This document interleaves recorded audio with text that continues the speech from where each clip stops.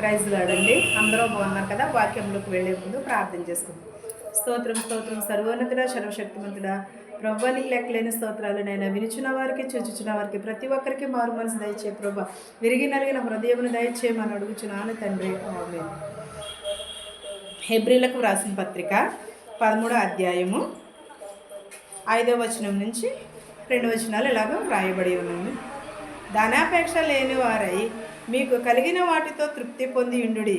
నిన్ను ఏమాత్రమును విడువను, నిన్ను ఎన్నడను ఎడబాయను అని ఆయనే చెప్పాను కదా. మనం ఏమి కలిగి ఉండాలి? ధనాపేక్ష కలిగి ఉండకూడదు.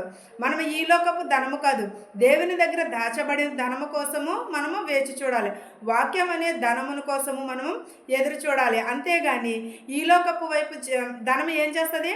తుమ్మెటలు వచ్చి తీసుకుపోతాయి, తుప్పు పట్టిపోతుంది. అదే దొంగలు వచ్చి దొంగిలించుకుపోతారు. కానీ మనము వాక్యం అనే ధనమును మన హృదయంలో ధ్యానించుకోవాలి. వాక్యమనే మన హృదయంలో ధ్యానించుకోవాలి. ధనాపేక్ష లేని వారై మీరు కలిగిన వాటితో తృప్తి పొందుడి అని అన్నాడు. మనకు ధనమున్న ఎంత ధనమున్నా కూడా సరిపోదు, ఎంత డబ్బున్నా కూడా సరిపోదు, ఎన్ని కార్లు ఉన్నా సరిపోవు.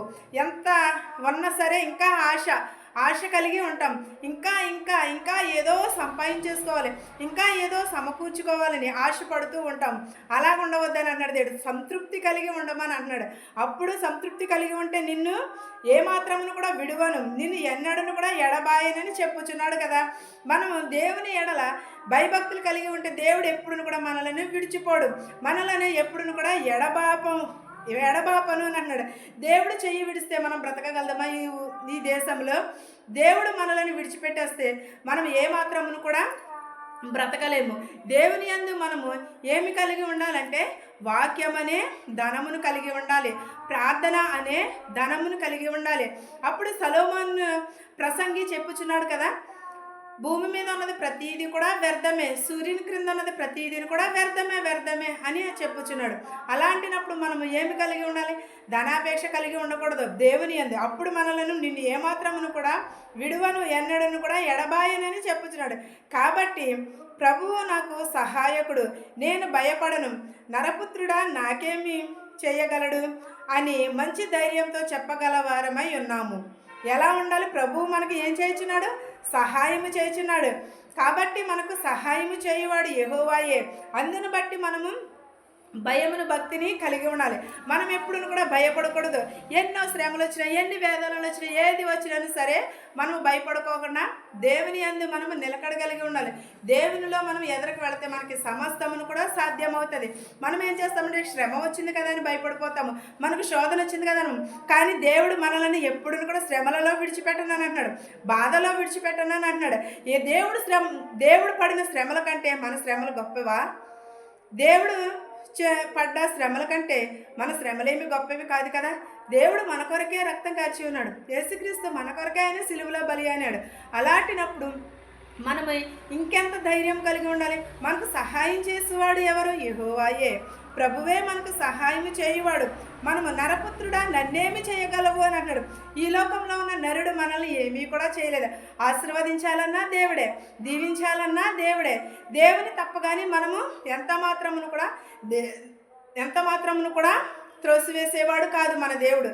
సహాయం చేయవాడు. మనము దేవుని నీతిపరుడు మన దేవుడు. అందుని బట్టి మనం ఏమి కలిగి ఉండాలి? మనము ప్రభువుకు మనము విధేయత కలిగి ఉండాలి. అవి మంచి ధైర్యంతో చెప్పగలవారమై ఉండాలి. మీకు దేవుని వాక్యము బోధించి మీపైనే నాయకులు ఉన్నవారిని జ్ఞాపకము చేసుకుని వారి ప్రవర్తన ఫలము శ్రద్ధగా తలంచుకునుచు వారి విశ్వాసమును అనుసరించడి. ఎలా ఉండాలి? దేవుని యందు వాక్యము బోధించి వారిపైనే మనము న్యాయకులుగానే ఉండాలని అంటున్నాడు. మనం దిక్కు ప్రార్థనకు వెళ్తాము. ప్రార్థనకు వెళ్ళినప్పుడు వాళ్ళు వాక్యం చెప్తారు. ఆ వాక్యము మన హృదయంలో ఎంత నాటుకుంటుంది? మన హృదయంలో ఎంత వరకు మనము కలిగి ఉంటున్నాము? వాళ్ళు చెప్తే వాళ్ళే దేవుడు శిక్ష విధించుకుంటాడు.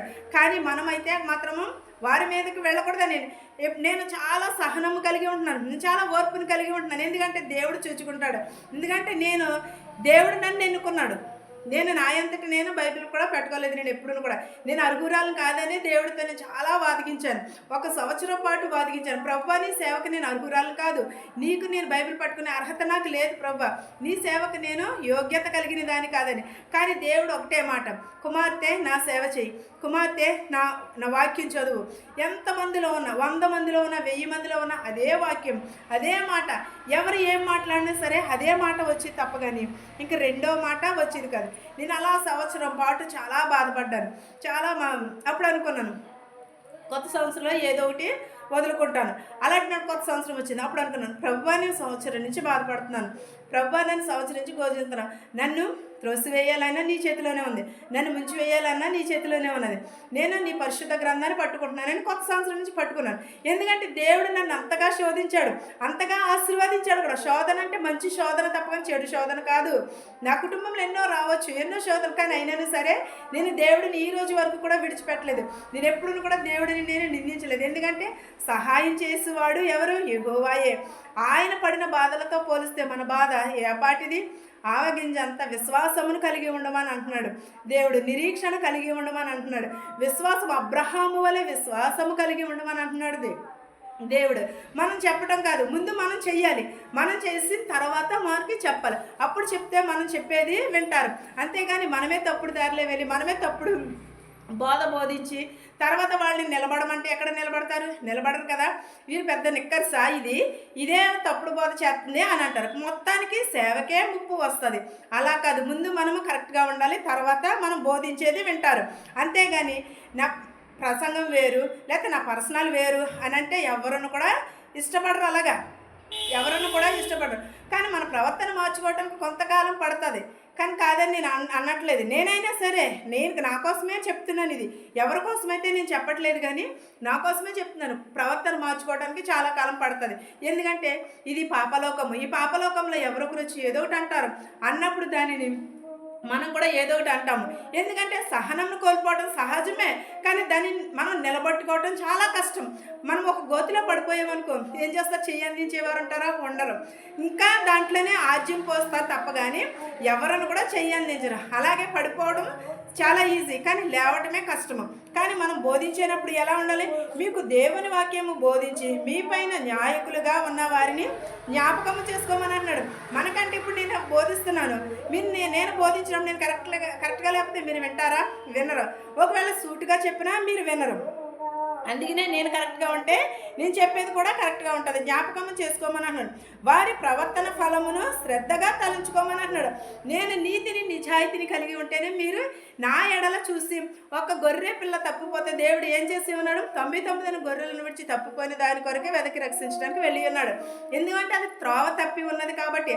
అలాగే దేవుడు ఇక్కడ ఏమన్నాడంటే వాక్యం వారిని ప్రవర్తన శ్రద్ధగా తలంచుకోమని అన్నాడు. వారి విశ్వాసమును అనుసరించమని అన్నాడు. మనం ఏమి చెప్పేటప్పుడు ఏం కలిగి ఉండాలి? విశ్వాసమును అనుసరించి నడుచుకోమని అంటున్నాడు.